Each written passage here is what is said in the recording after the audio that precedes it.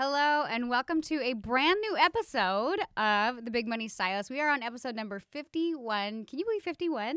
There's 52 weeks in a year. It's been almost a year. Oh my God, we are consistent. And you know what? Maybe we should just talk about, that should be our topic for today is, where are you not consistent in your business or in life? And what is that costing you? That's good. I like this. Let's do it. We're going to open up the show with staying consistent and seeing where it takes you. And it can even be consistency in things in life as well. It doesn't just have to be business. Right. Because really, I can tell you the one thing I am terribly not consistent at. Washing your hair. I am I'm just kidding. consistent about washing my hair. I have a dirty ponytail today, so I can't talk. I mean, my hair is freshly washed. I don't know who you're talking to. I know. I was like when I came in, I was like, oh, it's so bright.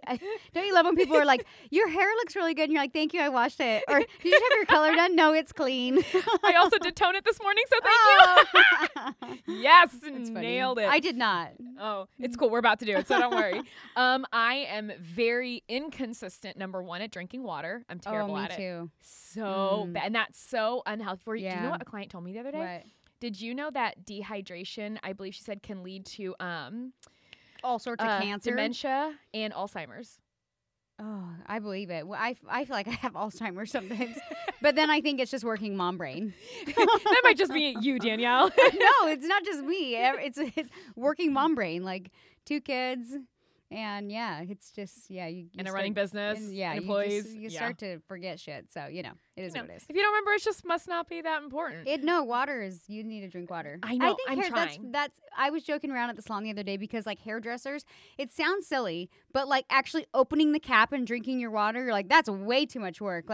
We take our phone and our bottle of water into the bathroom, and as we're peeing, we're drinking and answering text messages. We're like, oh, it feels so good to sit for 5 minutes. And then you're like, I've been in here way too long. God, I gotta go back out now. Yeah. It's true, though. And then, you're so dehydrated. I know, hairdressers are bad. I think that we should be, allowed some kind of, an IV. IV? Yeah, I was like, what is that called? A little IV but you know what? Then we'd have to pee all the time. And that's sad, but hairdressers, I literally don't drink a lot of water because I have to pee all the time and I would just be there's no good time. No, never. No, you can barely make time to eat. You're do I stop foiling now or do I not base? And then it just gets to the point where you're mid-foil and you're like, excuse me. I really have to go. I'm so sorry. Bye. Yeah, there's no good time. That one's bad. I've tried to reel it in, though. I've started actually buying the liter Fiji bottle waters. And I know technically by size and weight, I should be drinking 1.5 of those every day. But I'm we can just get through one. Yeah, that's good. The really big ones. Yeah. That's good, too, because I feel like when you bring a small bottle, I open multiple and then I'm like, where's my water? Where's my water? And yeah, this is sad, but I'm excited if I drink 1 small bottle of water in the afternoon. I'm excited if I drink a cup of water. Oh my God. I have been scolded left and right for this. It's so bad. And now even today I have a green drink, which I didn't even get this. I was like, wow, I have an empty. It was brought to me. I didn't go get it. I was like, good job. Were you? Because the other day I was giving Ani shit. I was like, she was eating a bag of cookies. And I did have one. I shared a bag of cookies with her. But still, I was like, I swear every time I see you, you're eating shit. I'm like, you can't function. And that's the problem. A lot of hairdressers do that as well. They literally eat nothing all day, or they eat a peanut, or they have half a protein shake, or they have 1 bar. And then they're just their eyes are twitching at the end of the day. And they're like, I'm fine. And they work 12-hour days. And then they go home and eat one shitty meal. And then they wonder why they're overweight. They're like, whoa, or they're underweight, or they're just malnourished, or you know what I mean? Everybody's body's different, but hairdressers have the worst eating habits ever. And it's crazy. You know what? I actually feel like I have pretty decent eating habits. It just so happens I do like sweets. But I'll wake up. You are a sweets person. I am. Thank you. That's how I stay I'm a so savory sweet. Person. Oh, I like sweet and salty. If you give me a chocolate-covered pretzel, girl. Ooh, that I do like that. Yes, I do. But I would go for a bag of chips over a bag of cookies any day. Wait, what's your favorite kind of chip? I really like sour cream and onion. Or, you know what? A good Funyun. Really? Yeah, it's oh so my gross. God. And they're so smelly. I don't discriminate. I also like Doritos, Cheetos, Fritos. I like all chips. I can't get on board the Frito train because it's just they're so Ooh, Maui aggressive. onion chips. I could go on. If somebody wants to just send me a giant box of assorted chips. Canada has ketchup chips. Canada has really cool chips. I know what I'm getting you for Christmas. It's a box of chips. Yes, just send me a box of chips. I'm good to go. What do you get a millionaire? Box of chips. Yes. Woo! And some Gucci's. Just kidding. Okay, let's move. We're so really far off in okay, left lane. I am inconsistent with drinking water. Yes. And I'm inconsistent with working out, which can really fuck you up when you're on your feet all day. You know what? This sounds really stupid, but I'm really consistent, not with drinking water, but I'm pretty damn consistent with working out. Yes, I see it every morning. Well, you know what? And I don't even work out that hard. Like, it's really weird. And I stopped thinking it as a workout for me. And I know everyone's like, oh, it's a lifestyle. I'm like, I hate that. I'm like, no. Like, for me, like, I wake up and I'll feel like, some days I feel like, I'm like, oh, I feel like wah, wah. And I don't want to go into work feeling like, and so it's funny, but I live on the beach and it's hard not when it's sunny. You're like, oh, let's get outside. But I'll literally some mornings just do this 15-minute jog. It's probably not more than a mile. That's not much of a workout, but it's enough where it like wakes me up. Like I get my thoughts together. I sweat a tiny bit. Like my brain's on point. And for me, I'm like, I have a cup of coffee when I wake up, but instead of having another cup of coffee or like a double shot, I have one small cup of coffee and then I do this little loop. And that's usually typically what I do on the days I work. And then like today, because I'm not in the salon, I'll do like a longer workout. I'll maybe do like, but nothing too strenuous because like, I don't know. I'm not like a CrossFitter or anything. Like I like just enough to like keep me healthy and keep in shape and that kind of thing. And I do that at least 3 to 5 days a week. And sometimes it's just a 15-minute thing. And that's why it's so funny when people are like, oh, I need to work out. I'm like, you're overthinking it. Like people think they need to do like this hour-and-a-half yoga class or this like, they think that they have to, you know what I mean? They like, I'm like, no, what if you just, everybody has an extra 15 minutes. Get off your fucking phone. You were just scrolling through Instagram for a good 35 minutes. Yeah. Like you can turn your brain on by literally like throwing on a hoodie, going outside and going for a quick jog. You'll A, like feel better about yourself, and B, you'll perform better at work regardless of what you do. So like for me, it's like, that's why working out is so important because it mentally gets me on point. And I used to be like a little obsessive about it, but that didn't serve me either because I got so obsessive to the point where if I didn't get a workout in, that determined my day. And then I was just like a bitch to everybody around me because I was fucking pissed that I didn't get my workout in. So there's definitely this ebb and flow and this balance to like creating your own balance within your life that sets your day up for success. And see, for me, when I'm better now working out than I definitely was this past summer. This past summer, I was like, you will not convince me to do anything remotely athletic. Yeah. But even now, like, I'll do maybe like 20 minutes of like yoga, Pilates, or just like something small. Yeah. But it's one of those things, if you try to get me to wake up and then get dressed, then go drive to the gym, and then actually, nope. Yeah. This is not going to happen. It's too much. Yeah. That's why but living in California, well, you know what? I lived in Utah too where like it snowed. I don't, if it wasn't like a slushy snow down storm, I would go out and walk like all the time. No, I'm not doing that. Okay. Well, I'm just saying you can get DVDs at your house. Like after my first baby, like this is like kind of off topic, but I got a bunch of Jillian Michaels DVDs. Like I just was like, cool. And I'd get in my theater and like do a little 15-minute warm up with a DVD. Like, you know what I mean? You can always do something. So, and it does, I will say hairdressers, like we're on our feet all day and you need to tighten your core and you have to physically be in good strength so you can deliver your clients just good results. Like you just do. Like if you feel better, like you're gonna again do better in work. So well, and it sounds crazy, but even coming down to like a weight thing, like everybody, their comfortable weight is totally different for everybody. But when you're overweight, that's really hard on you when you're standing on your feet for 12 hours. Yes, that will kill you. I've had people. I mean, I have a shadowing program, and I've had women come shadow me and assist me that are a little bit overweight, and I can tell like their stamina is not as high. Like it's hard for them to stand all day, and like I've never been like.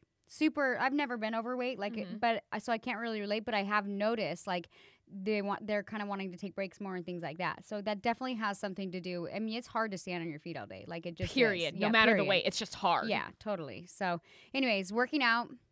Is that one of are you going to be more consistent next year? Yes, that is my biggest thing for next year. I'm like, I have got to be, and you would think I'd be more consistent because it's tracked with Core 4. Yeah. But then some days I'm just like, oh, wah, didn't make that part. Oops. Yeah. I'll stack and I'll journal and I'll do like all my daily deposits. But let me tell you, when it comes to that working out, I'm like, never mind. I had filthy jokes for that, but so back to consistency. It's true. Diet and working out. Like I'm not great with my diet, but I try to like those things like really make an impact on how you perform in work. You know what I mean? So it's hard, but I think hairdressers, from what I've seen, have awful habits. Like they'll get their giant Starbucks, and that's what they'll have all day. That's it. The one Starbucks. The one fucking Starbucks, and I'm like, oh my God, those bags are like indenting in your face right now. You need water and sustenance. You need some food. Like, it's crazy. It's insane. And really, if you have time to take a sip of your coffee, you have time to take a sip of water. Yeah, you'll actually be healthier. And like for me, I actually started to gain weight when I don't eat all day. Like, if I have to eat. Like, if I eat, I don't eat as much at night, and I maintain a healthier weight. So, I feel like this is, like, turned into a fitness show. I know, kind of. But you know what? I actually eat about every 3 hours. Yeah. And it's, like, not, like, huge, gigantic meals, but it's, like, legitimate food, not just, like, cookies or chocolate, I swear. But even with that, my ex-fiance, because he was in physical therapy, he told me, he's like, that's one of the reasons you stay so thin. Yeah, because your metabolism's going. It's always working. Yep. I know. I always tell people, I'm like, don't not eat. You'd be better off to put something in your mouth than nothing. Like, well, that sounds dirty. Okay. Disregard that. No, but like, I gotta reel it back in on that one. Dang it. You gotta put some food in your mouth versus nothing. And like, oftentimes, like, we'll keep string cheese, beef jerky, like, protein's really good. Like, sometimes I want a bar, like, bag of chips. I'm not gonna lie, I eat a bag of chips a lot. So then what do you think, so obviously other than eating, let's talk business-wise. What do you think artists are the most inconsistent with? You know what? It's funny because you'll have people, even with inside of our Big Money Stylist program, it's like business training for hairstylists, and the tool we use is Natural Beaded Rose. And it's so funny because people come into the business side of things and we'll tell them what to do, and a lot of times they'll do it, but then we've had students in the past who literally don't do anything, and then it's like 3 months goes by, and 6 months goes by, and 9 months goes by, and you're like, you're one of those people who took a course, who wanted to make changes, who sat on the sidelines and cheered everybody on. That doesn't mean you did anything.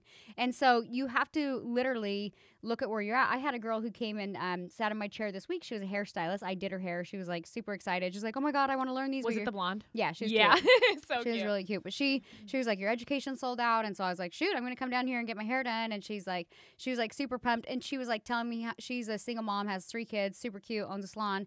She's like telling me how she works like these crazy hours. And I'm like, well, what's your focus, you know? And she's like, well, I do men. She's like, I don't want to do any more men's cuts and kids cuts. I'm like, oh my God. I'm like, you're still doing men's cuts and kids cuts and grandma's cuts and dogs cuts and who knows what else, perms, eyebrow waxes, toe waxes. Like, you're doing the whole shebang. Like, sweetheart, like, there's things you can do, and people will be like, I want to get into your education. And I was like, my education is sold out. Don't wait. And I told her when she left, I said, there is 100% things that you know you need to do inside of your business right now. And I'm like, it's not that hard. You need to write down what you need to do and prioritize. What can I do today? Because people get overwhelmed with like, oh my God. And I go, let me guess. You can't let go of the kids cuts because they're some of your best clients' kids cuts. And she's like, yes. And I was like, okay, well, it's not that hard. I guarantee you, like, you're emotionally getting in it more than your clients are. All you have to do is say, hey, I'm no longer taking kids cuts. I'd love to refer you to somebody else. You know what I mean? Done. But honestly, you need to get kids cuts out of your salon. So it's not, I mean, I'm like super firm with it. Like, I'll have clients, not all the time, but I used to, and they'd be like, can I just bring her in? Can you just do a dust? And I'm like, absolutely not. I'm like, I love kids. I have kids, but I don't even have time for a dust. And I'm like, and trust me, you don't want me to dust your kid's hair. I'm like, I'm multitasking 15 things at a time. I'm for sure going to give them like the ugliest haircut you've ever seen. I'm like, so like, I'd prefer not to cut your kid. Let's keep our relationship good. And I don't want to fuck up your kid's hair. So like, you know what I mean? You just have to, whatever you allow to happen in your business, in your life is your fault because you've allowed it. So you have to take a step back and be like, okay, what can I eliminate in my life right now that's causing me stress that doesn't need to be there? And literally like make a list and prioritize. Women are the best fucking task list people I know. Ever. Like, we're just nuts. Like, you give us a list, I'm like, oh, check. We almost like take pride in our list. Like, fuck you, I got my list done. Like, it's almost borderline crazy. Like, I don't know if men do that. But no, I think women do it. Yeah, like women literally like compartmentalize, and they have like checklists, and they're just like, yep. And I don't care if you're organized or not. Like, that's just how our brains function. Mm-hmm. And so we take on like so much where you're like, okay, you just need, it's like just prioritize and narrow it down, and then do the numbers. Okay, here's what I need to get rid of, and then say, okay, what is this making me monthly? Okay, well, what would it, if I replaced it with a color, what would that make me monthly? And when you see the numbers, oftentimes you're like, oh, shit. And then it makes it that much easier to be like, hey, Susie, I love you. I'm not cutting your goddamn kid's hair anymore. Like, that's just how it goes down, because you realize how much time you're sacrificing away from your own family for so little. And it's when you see the facts that it really puts you in perspective. And I know you were talking about the fact map. Yeah. And that's something that, the fact map is something that we do inside of Warrior and BMS. And it's really literally sitting down and looking at facts, which is so difficult for people. Because people don't want to see where they're really at. Well, and do you realize, I don't know if you, because we do this inside of like the BMS boot camps as well. And so many people have a hard time of differentiating fact versus feeling. Yeah. And they're like, we get along great. I'm like, well, is that like a fact or feeling? They're like, it's, I'm like, well, that's a feeling. Yeah. And so to really sit down and be like, okay, I'm too emotional about this. Okay, this is already making me cry. Take a step back, turn around, jump and yell a little bit, get out of that frame of like emotions to really be like, okay, I'm in the salon 6 days a week. I work 12-hour days. I'm taking 7 clients a day. This is how much money I make without being like, I don't make enough. Or people always justify. They always want to justify, well, I'm only doing this and this and this because on this day I have this. And you're like, don't fucking give me a story or a runaround or an excuse of why you're doing what you're doing. Just give me the facts of what you're doing. And you almost like, you have to emotionally like go into robot mode and be like, list it out. And that's what I've told people. I'm like, it needs to be bullet point list. I'm like, the minute you start writing sentences is the minute that I know you're going into feelings, because then you're like, well, I work 6 days, but I don't like always work 6 days. I only sometimes work 6 days, but sometimes I work 5 days, but then those 5 days are like 17-hour days. So, but I'm like, what is happening? You're like, yes or no, check yes or no. That's literally, I'm like, how many days a week do you work? And they always start with, well, I'm like, no. How many days a week do you work? But when you're able to sit down and really be like, here is 100% where I'm at. Right. Working 6 days a week, 12-hour days. I'm taking 7 clients a day. I'm taking home X amount of money per week, X amount of money per month. Like, here's how much I'm making per hour. Here's what I'm paying out. When you really sit down and look at it, that leaves you in a place to be able to figure out, okay, what's working, what's not. Or even like, what has my focus been to actually bring me here today? Right. And that's really hard. And even going back to like inconsistency, the biggest thing I think that artists are inconsistent with is marketing, period. I know. And you know what? I will say it's hard because like I've been actually working more behind the chair in December just because I launched my shadowing program and then I had my regular clients that wanted to get in. Normally, I'm only behind the chair 2 days a week. I take 5 to 6 clients a week. That's it. And I'm always working on my marketing and we're doing the podcast and we have our behind the scenes education that nobody sees. So I'm like always kind of working, but behind the chair only 2 days a week. And with me working more, I was like, oh my God, like I would like come home and I'd be like trying to get a blog post going, trying to get some photos done, like trying to get the podcast in. And I just was like, this is exhausting. And even for, I don't know if you were there. I'm sure you were. Well, you were there at Garrett's big Warrior event. Oh, yeah. Okay. So I don't know if you remember him saying this. He's like, a lot of times people will like just keep saying, it's okay. And they take on so much work and then they're not making any money. What you should do is like determine what you want to make and then figure out how to get there. Yes. You know what I mean? And even for me, like going into next year, I was like, okay, we tried out my shadowing program. We're not having any classes, but I don't want to necessarily work 4 days a week behind the chair. And that's what it was turning into, was shadowing.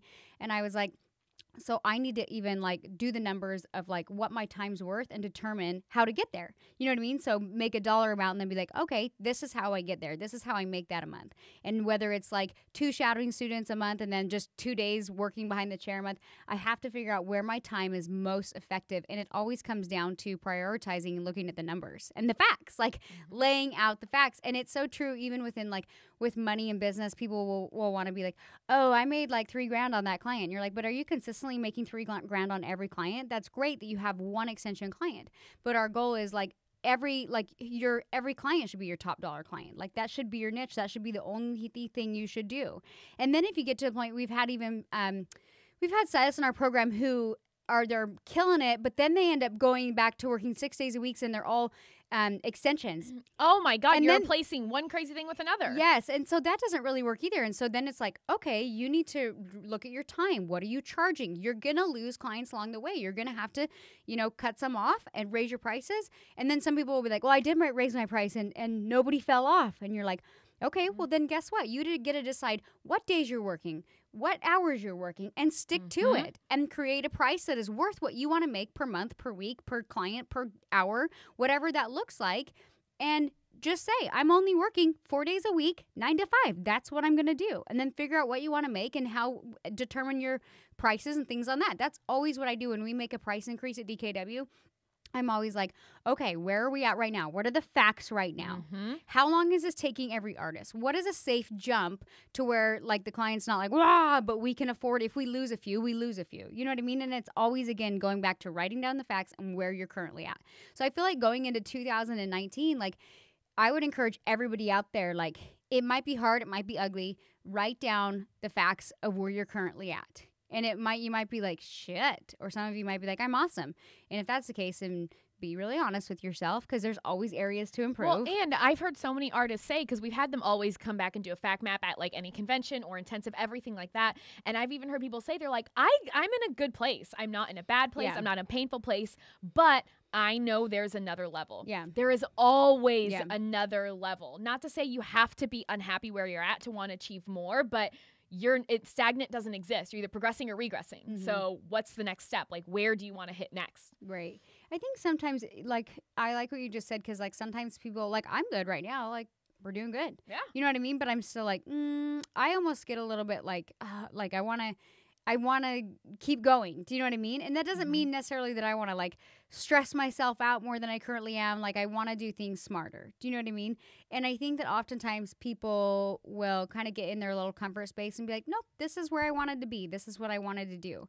And I get it. Like, sometimes you'll take a break for a year and you'll just kind of, like, go into maintain mode. You know what I mean? And then, like, ultimately, like, you get to this place where nothing really maintains, especially in the salon culture. So say you own a salon, even if it's a small salon, and you, like, have, 4 or 5 people working for you, and you think, oh, we're just floating along maintaining. People are going to move on. Like, it takes a lot to keep a group together. It does. Like, it takes a lot of work. We do team meetings every Monday now, and it just takes, if that's your mentality of just kind of sit back and maintain, you'll lose stylists. And then you'll be put right back into the situation where you're like, fuck, now I got to get 4 more stylists on. Then you'll go through all this emotional shit show in your head, like, I don't want to be a salon owner anymore, and this sucks. But it's because you almost, like, stop trying and you go into maintenance mode. I mean, I've been guilty of that in my own business. And so, like, even how you said, if you're stagnant, you're almost regressing, even if you don't see it. You can become stagnant, and everybody else around you is like, they're, like, going and doing their own thing. And then all of a sudden it's like, bam, I'm fucking out, I'm quitting. You're like, I didn't see that coming, And it's because you kind of go into this maintain mode where you have your eyes closed and you're not necessarily even looking at the facts yourself. And it's not even that you have to make these giant leaps and bounds every single day, because that's not what it's about. As long as you're doing one tiny little thing every single day, like even at DKW now, like everybody's turning in their work at the end of every week. Yeah. So then I go through and I look at it, I'm like, okay, here are the little things that can be adjusted and jigged. And it's not because to say anybody's work is bad, because everybody's work is amazing, but there can always be one tiny little thing that can switch and make the experience so much better for a client. For sure. And it's good to be able to, like, take feedback. And I know we did a whole show on that, like, taking feedback and not taking offense to it, because, like, in the world of hair, everybody's like, it's art. And so everybody takes so much offense to, like, feedback. And so it's like, it's just being able to be, like, open and take feedback and learn and grow from it and, like, implement it. You know what I mean? And everybody's going to see things a little bit different, but. And really, and my big thing is when it comes down to, like, the facts and looking at where you're at and where you're consistent and where you're not consistent, you have to realize, like, you have to be willing to make a change at some point. Right. You cannot be so stubborn or say, like, the biggest thing that just grinds my gears is, well, I don't have time for that. You don't understand. I don't have time. Okay, look. Everybody has the same 24 hours in a day. Right. And I understand some people might have a little bit more on their plate than others, but at the end of the day, it's prioritizing. Yeah.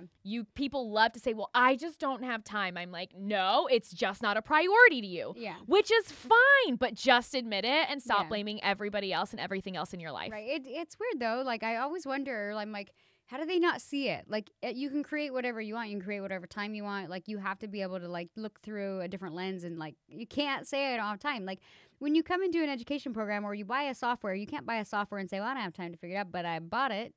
Like, it doesn't matter. That won't really get you anywhere. So you have to be able to invest the time. Just because you bought the tool doesn't mean that you know how to use the tool. You have to be willing to invest the time in order to become an expert in whatever it is you do. And I think that's, like, what happens in life in general is people are like, oh, well, I'm here. I showed up. Nobody cares if you fucking showed up. Like, you've got to be willing to do the actual work and figure it out. And guess what? In the beginning, anything you do, you're going to feel uncomfortable. Anything you do, you're going to suck. And through being consistent, all of a sudden, you're like, I kind of like this. You like it because you're getting good. Like, that's what happened for me in hair. Like, I was like, ooh, I'm super nervous. I fucked up so many ladies' hairs. like hair school, I was like, well, came to hair school, so it's on you. Sorry, I fried your hair off. Like, it's just what it is. And then, like, when you get out into the real world, like, I remember being so nervous going into work every day. And I don't know if you experience this, but I literally, like, my first few years of doing hair, I moved to Vegas. And I was like, okay, I'm going to do it. I got this. And I'd have to, like, pump myself up. And I'd be driving to work. And I would just feel, like, this pit and, like, feel sick to my stomach. And I'd be like, oh, my God, why did I choose this job? But then I would get there. And I'd be like, I looked at it as, like, a challenge. You know what I mean? And I wasn't great. But I was like, okay. And then I would get better and get better. And then all of a sudden, somewhere along the line, I was like, I really enjoy doing hair, but it's because I got reps and I got better at doing it. And so that's how everything goes, whether it's marketing, whether it's being on video, whether like anything you do. And it's so funny because we do like the Daily 4 inside of our network. And basically, like, we're like, hey, that's great. With an oversaturated market of social media, of hair photos and any other marketing photos, like, you've got to be willing to put yourself out there, because that's where you connect with people. And that's where people are like, oh my God, like, I really like listening to you. Like, honestly, I feel like our education is when people listening to the podcast and people just, following the pages on social media, and they're like, oh my God, I love you guys. You guys are my people. And so you have to be willing to kind of like really put yourself out there. And it's so funny because people are so worried. I remember when I first launched my YouTube channel and I was like, oh my God, I can't do it. And I got on and I did a video and I was like, this is shampoo and I like it. And it was, I don't even know what I said. Like, I felt like such a dork, and I was trying to be like too professional, and I was like trying to like read the ingredients of the shampoo or whatever. And I was like, so join me wherever I'm at and do your hair. Like, I was like, so I don't even know. And I tell people, I'm like, I'm actually kind of an introvert. And I think a lot of hairstylists are. But the more you put yourself out there, like, the more you get on video, the more you communicate a message, like, the better you get with it, just like you do with hair. So I don't know. I think when people say I can't, it's just because you're not good at it. And you weren't good at hair from the beginning. You maybe like, God, no. No, like, nobody's good at hair. So like, bad. There's such a science to it. Like, you will fuck people's hair up. Like, it's not like if or when. And most hairstylists, I don't know if you're like this, we had theory. Like, there was like, oh, yeah. So theory's like the textbooks time during class. And I kid you not, every hairstylist was like, do do do do do. We're very visual, like hands-on people. That's why we're in hair school. And I remember being like, I didn't listen to anything. And then I'd go out and be like, well, let's see if I can do this. You know what I mean? And so it's called experimenting. Okay, yeah. You're in a hair school. So there's a lot more science to doing hair than people really understand, and it takes a lot to become good at, especially with color, to figure it out, porosity, texture, length, like everything. It takes a lot to become good at hair, and it's never one of those things that you just jump in and you're like, I'm an awesome colorist. Like, it takes time. Nailed it. So here's what I want you guys to do. We are heading now into 2019, and I can hardly believe it. So sit down, get a journal out, and actually start writing down the facts of where you're at inside of your business. And then that will take you to a place where you can actually figure out, where is it that you want to go by the end of 2019? What are the goals that you want to hit, the money that you want to be making, the hours you want to be working, the days you want to be working? Like, what does your life actually look like? And from there, you will be able to bridge the gap inside of what you're actually missing. So Danielle, final words. Yeah, I just think don't be afraid to like go a little bit outside of your comfort zone. Like, there was a time where Garrett and we actually went to this Tony Robbins event. It was called Date with Destiny, and they were like, just dream big, like write down goals you want to hit and just like see what happens. And I was like, okay. And like, it was like somebody gave me permission to like write down and reach past my comfort zone. I was like, okay. And so I wrote down things that I was like, I don't know. They were more like 5-year goals, and we hit every single one of those goals within a 12-month period. Amazing. Which was crazy, because we hit one and we were like, all right, well, I did that and that wasn't too scary. And then we would do another and another and another. And I was like, oh my God, do you realize, like, at least for me, I'm like, I hit like every goal that I thought was like way off in the future in a 12-month period. And so it just goes to show, like, and I always joke around, like, I'm like, I feel like if you're in the BMS or the MBR, like, if you're willing to do the work, you feel like you're in warp speed. And it's one thing to sit there and like be inspired, but if you don't actually like change your habits and change your routines, like, that feeling that you're feeling won't really get you anywhere. So if you're listening to this podcast and you keep listening to this podcast, but you're still in the same place, I don't want you to sit here and listen to it and feel warm and fuzzy. I want you to actually take actions and create new patterns and behaviors inside of your life that you can implement that actually moves you forward, so that you can listen to this podcast and feel excited, but you also know inside of your own life, inside of your own business, that you're progressing forward to where you want to get in life and in business. So go ahead and wrap the show up today. Yeah. So if you want to actually see what we look like and all of our lovely mannerisms and everything we're doing behind the scenes, go to bigmoneystylistnow.com. And if you are not yet on the wait list for our events for 2019, go to bigmoneystylist.com and put your email right in, and that will put you on the wait waitlist, and we will be emailing you very soon. Very soon. It's not till November, but we're gonna. Oh, but tickets. Because it's getting. Yeah. That's all we're gonna say. See you guys in 2019.